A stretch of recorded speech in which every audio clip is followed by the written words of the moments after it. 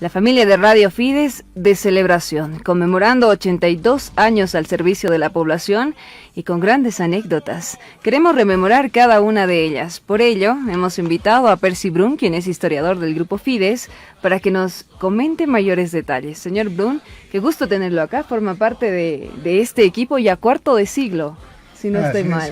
Gracias, Heidi. Bueno, buenos días a todos los radioescuchas y televidentes de Radio Fides. Es para mí el gusto estar acá.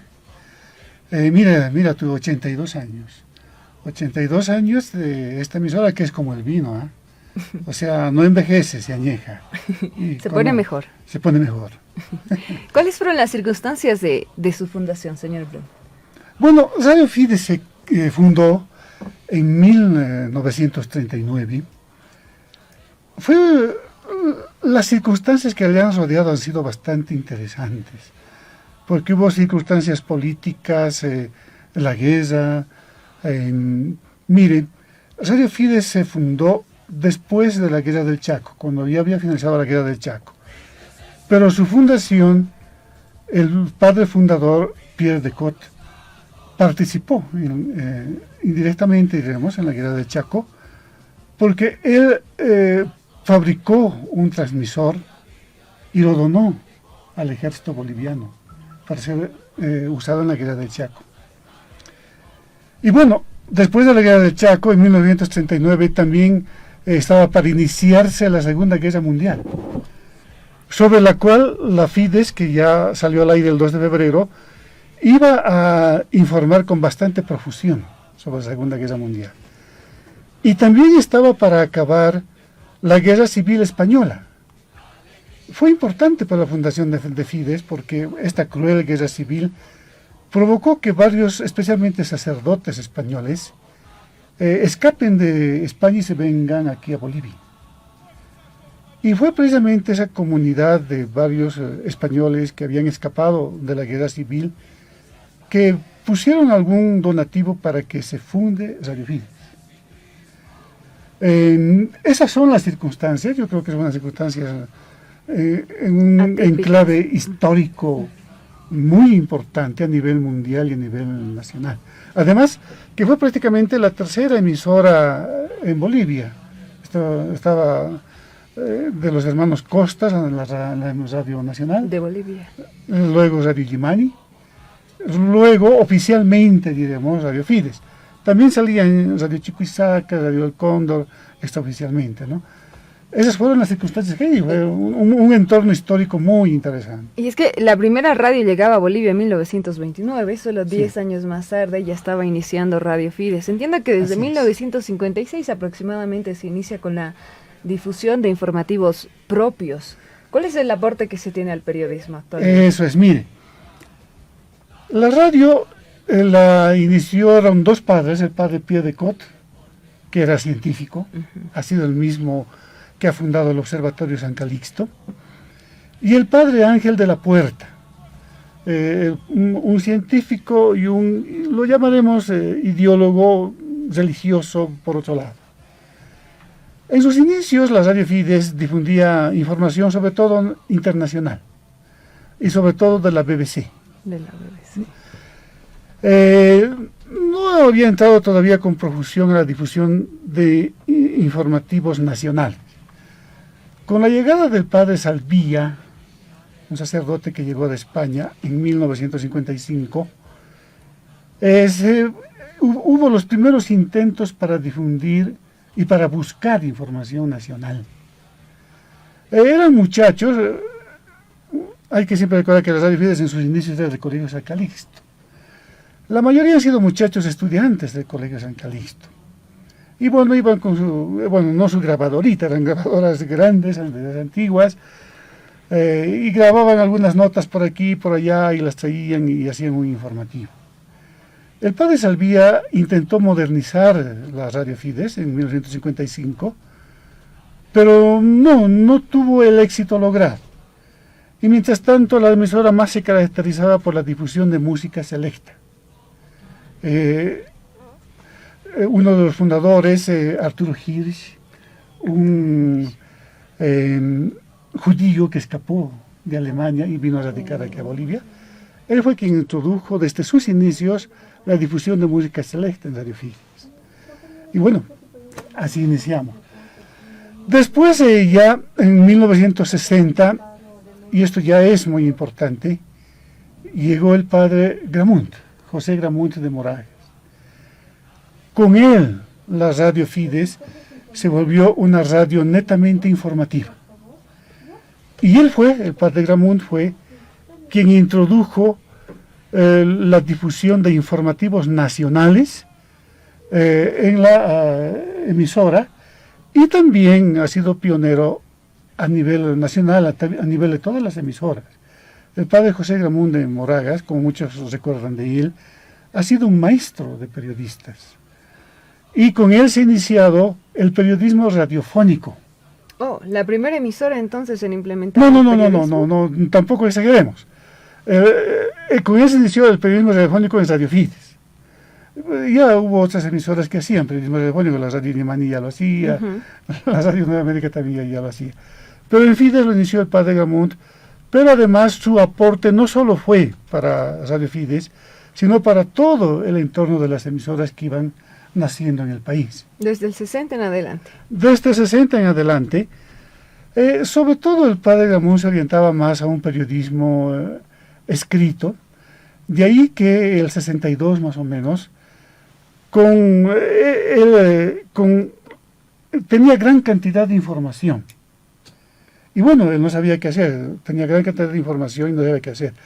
Entonces se le ocurrió crear la agencia de noticias Fides, que ahora somos separados, ¿no? Es otra institución también ligada a la iglesia. Pero bueno, el padre Gramunt ha sido el pionero en cuanto a la difusión de la información en Radio Fides, y ya posteriormente llegó otro jesuita, muy dinámico, de un carácter además muy fuerte, igual que el padre Gramunt, pues era muy fuerte. El 75 fue, bueno, él llegó el 68 y estuvo en la Fides el 70, me refiero a EPI. No sé si logras descifrar quién es EPI. Sí, acá es muy popular, bastante popular. Él llegó al 68, hizo un programita que se llamaba Periscopio en 1970 en la Fides, luego se fue a las minas. Estudió periodismo en Chile, además de estudiar teología y estudiar filosofía, en fin, lo que tenía que hacer para ser sacerdote. Regresó en el 75 aquí a La Paz y le pidió al padre Gramunt trabajar con él, y empezó como periodista del padre Gramunt. El 80 fue una época muy convulsa, el golpe de García Meza. Antes ya el 78, EPI se hizo cargo de la dirección de la emisora. Era una época muy difícil, el padre Gramunt decidió irse al Vaticano, un año sabático. Llaman un año sabático, un año que prácticamente están de vacaciones. Y bueno, el padre Pérez, EPI, desde el 78 se hizo cargo de la emisora. Y el 80, el 17 de julio de 1980, sucedió el ataque al cual nos estaba contando don Mario Espinosa. Hace un momento. Que no fue acá, no fue en estas instalaciones. Radio Fides no funcionaba acá, funcionaba en 2 aulas del patio de primaria del Colegio San Calixto, que está aquí al lado. Y el ataque fue ahí, destruyeron esas 2 aulas. Y se cerró la emisora durante 2 años. Un ataque que se generaba, ¿por qué motivo? Bueno, desde el 78 el padre Pérez sí se hizo cargo de la emisora. Ya hubo gobiernos militares, estaban ya los gobiernos militares. Y la emisora había tomado un contenido anti los gobiernos dictatoriales militares. No, postura que no gustó a la administración de aquel entonces. Era muy crítica a esas dictaduras militares y a la corrupción, porque había gran corrupción de estas dictaduras militares y que la emisora obviamente denunciaba. Eso no gustó. Y eso provocó, bueno, que vengan a atacar acá, le buscaban al director, no lo pudieron ubicar al director, en fin, y atacaron y ametrallaron. Antes, muy importante recordarlo, esto fue el 17 de julio. Antes, el 22 de marzo, fue secuestrado el padre Espinal en Miraflores y fue asesinado. El padre Espinal estuvo también en Fides, inclusive fue un director en 1970, y producía acá un programa sobre crítica de películas. Un hombre muy crítico. Claro, más pesó en él la crítica que él escribía en el periódico aquí. Pero un hombre muy ligado a Radio Fides, tanto que la persona encargada de ir a recoger su cadáver, asesinado, fue Epi. Él fue quien lo recogió y tuvo que reconocer el cuerpo de la persona torturada y asesinada. Aclarando quién es Epi, es el padre Eduardo Pérez. Eduardo Pérez Iribar. Que en noviembre del 2017 anunciaba su retiro ya de Radio Fides, ¿no? Sí. Como parte de la programación. Soy bastante joven, estoy algunos meses acá, señor Percy, sin embargo, he notado cambios trascendentales, emprendimientos que lleva adelante Radio Fides. Es importante que en la actualidad exista esta renovación, ¿no? Sí, muy importante.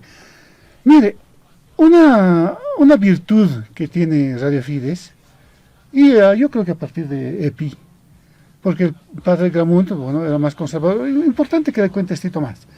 El padre Gramont, aquí en Fides, ha sido pionero en cuanto a la difusión de información. Pero como ya le contaba, él hacía informativos más ligados a la prensa. En cambio, cuando llegó cuando ya se hizo cargo de la dirección, el padre Pérez, en 1978, o en 1986, ya después, cuando se abrió la emisora, él introdujo acá el periodismo radiofónico, hacer la información para radio, y con programas radiofónicos, que tiene mucho que ver con la inmediatez que exige este medio. La gran contribución de EPI, entonces, es esta radiodifusión, quiero ser reiterativo, para la radiofónico. Y además de su intuición periodística, ha sido un hombre con una intuición periodística muy grande, y además de su habilidad innata por la empresa. Él se considera siempre empresario y ha querido hacer de esto una empresa. Tenemos justo un fragmento de declaraciones del padre Pérez que deseamos compartir con la audiencia. Nos cuenta sobre lo ocurrido, sobre lo que tuvo que atravesar durante esta época mencionada de la dictadura. La vamos a poner a continuación. Cuando por esta puerta entraron un grupo de 3 paramilitares a las 12:35 del día disparando al aire. 17 personas fuimos colocadas así, más o menos. Éramos 9 mujeres, 8 hombres, todos trabajadores de la radio, mientras disparaban en el interior de la radio con ametrallada, con fusil automático, y lanzaron una granada a la discoteca que estaba en la parte superior interna, no en la parte que daba. Nostálgico, ¿no?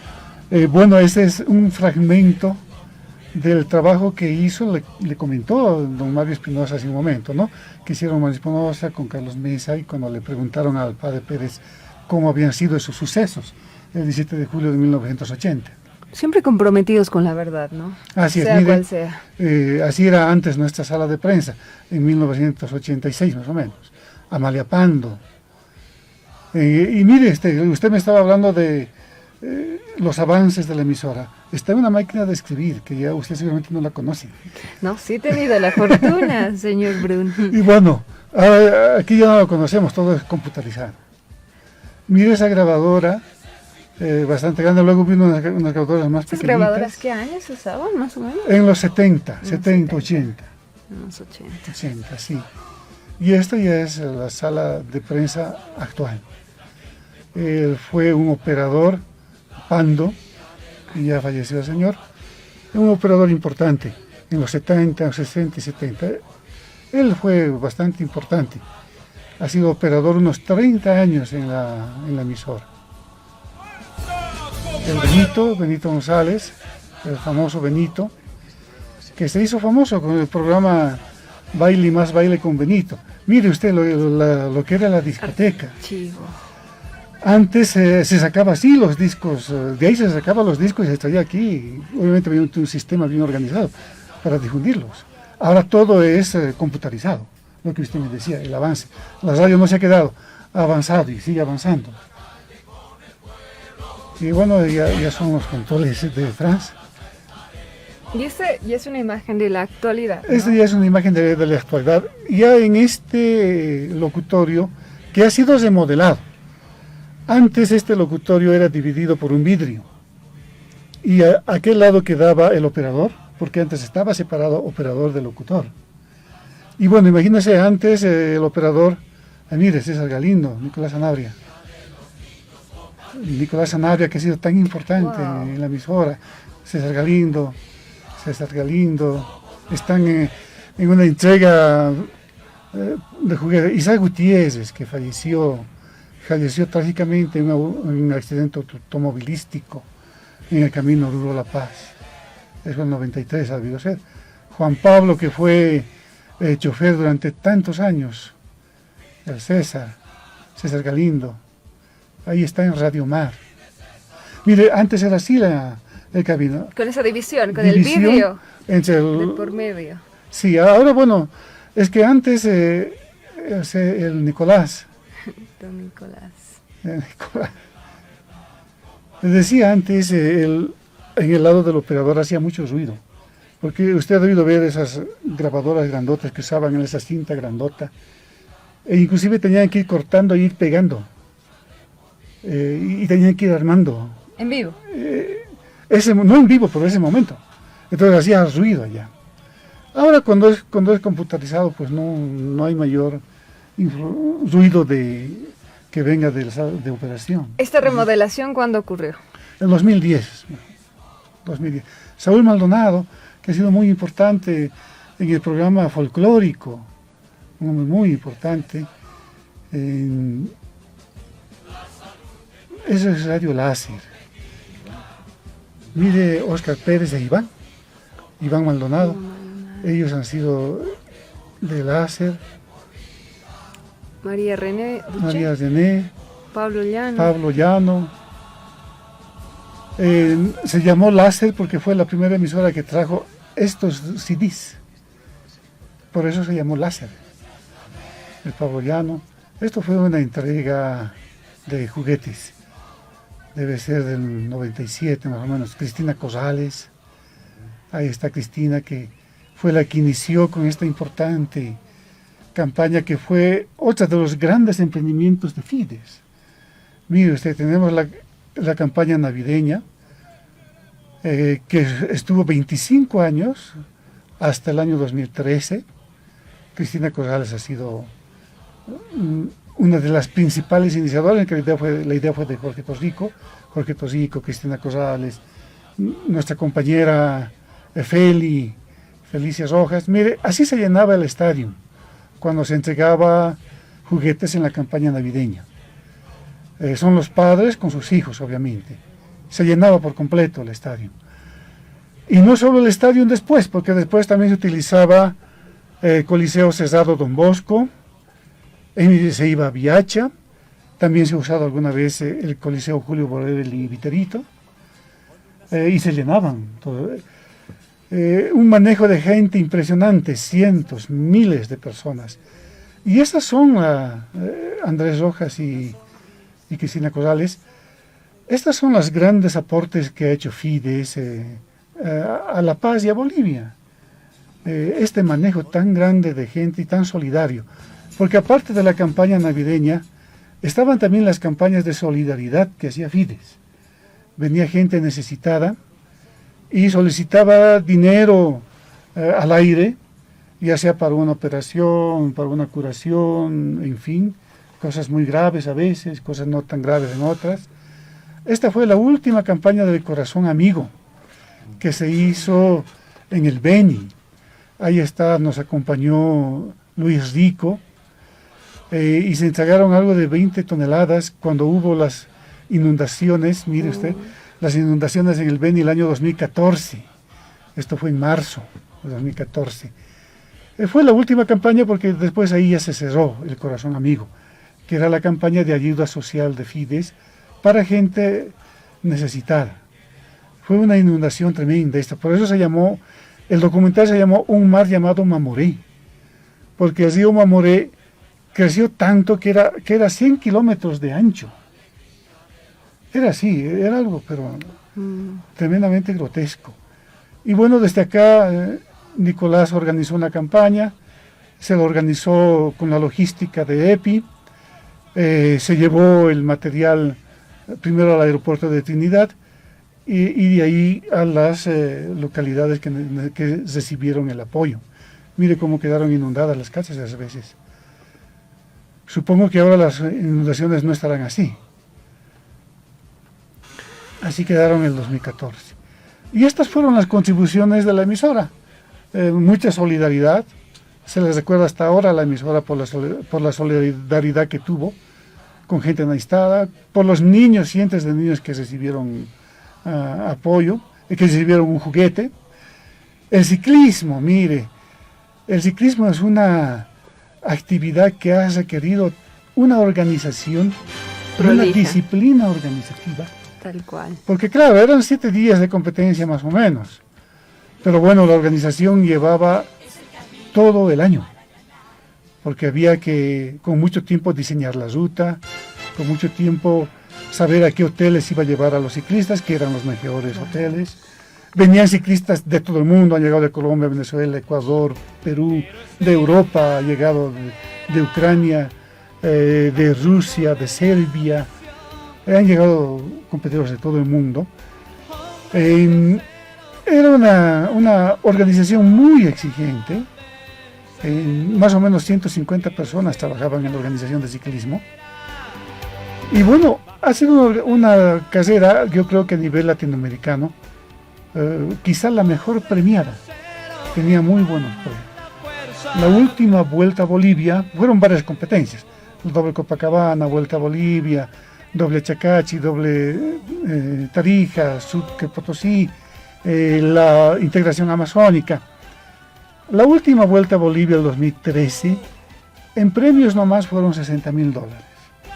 Un esfuerzo muy grande. Obviamente tuvimos la suerte de contar con buenas empresas auspiciadoras. ¿Qué tal? Yo creo que es inolvidable, no se nos puede dejar de nombrar a qué tal, a la Vitalicia. Bueno, muchas otras empresas más, bancos, que han apoyado a la competencia, pero hubo un tiempo pues que no se podía más, ¿no? La competencia era muy cara, mucho dinero para organizar la competencia, y bueno, no se pudo seguir.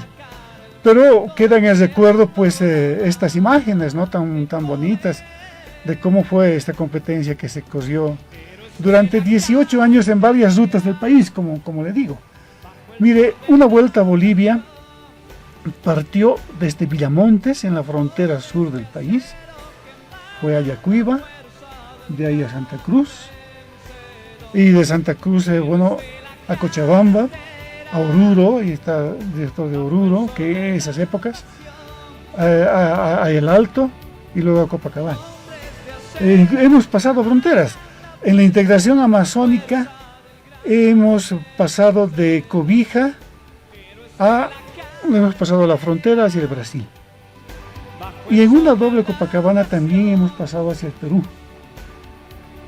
Fue bastante conflictiva porque no era fácil detener a las movilidades en el lado peruano, que además la diferencia horaria nos jugó algo mal. Y así es la historia de Fides. ¿Y usted fue parte de toda esta logística?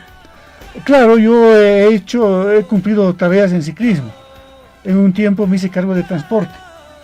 Organizaba, cada equipo tenía que tener su movilidad de apoyo, que llevaba sus bicicletas y a su técnico y a su fisioterapeuta en un auto. Cada equipo tenía que tener, como ese que está viendo en la foto, una movilidad de apoyo.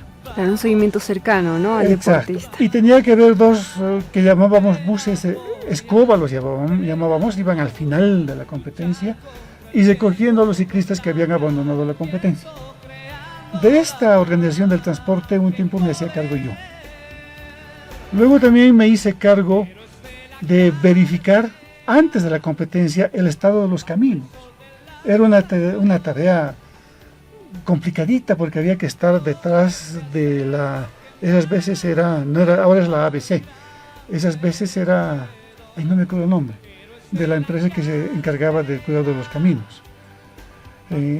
Bueno, yo tenía que contactarme con los ejecutivos y recorrer la ruta y ver que la competencia, que el camino esté en buenas condiciones.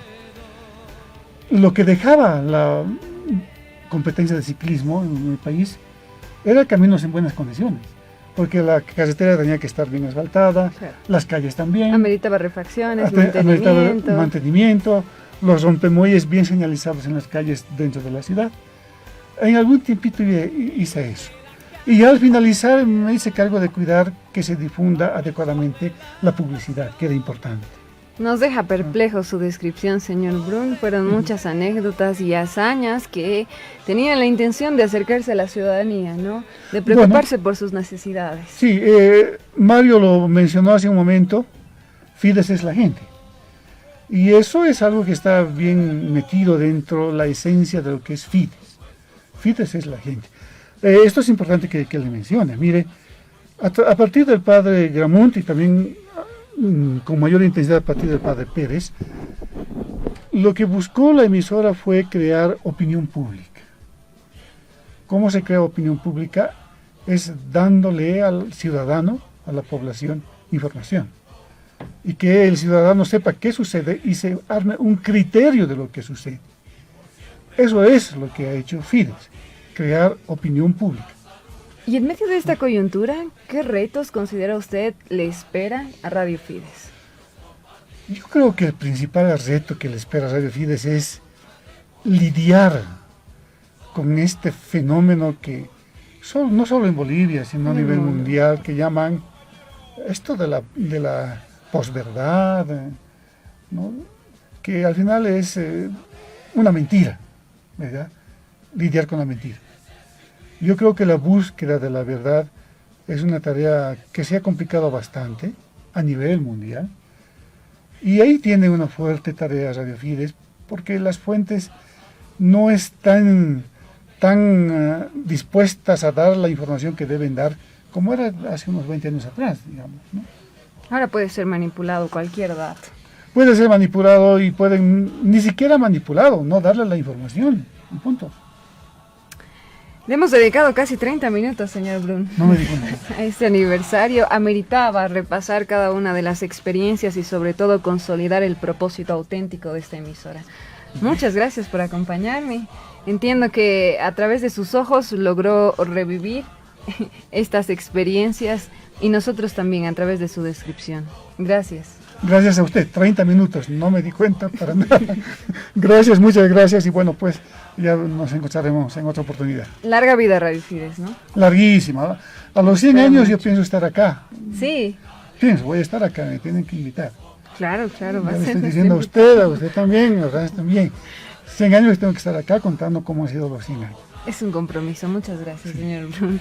Y a nuestros amables oyentes, si acaso desean enviar un mensaje de felicitación o algunas palabras dedicadas a nuestra emisora, por favor, hay plataformas digitales mediante las cuales ustedes se pueden contactar. Estaríamos ansiosos de leerlo.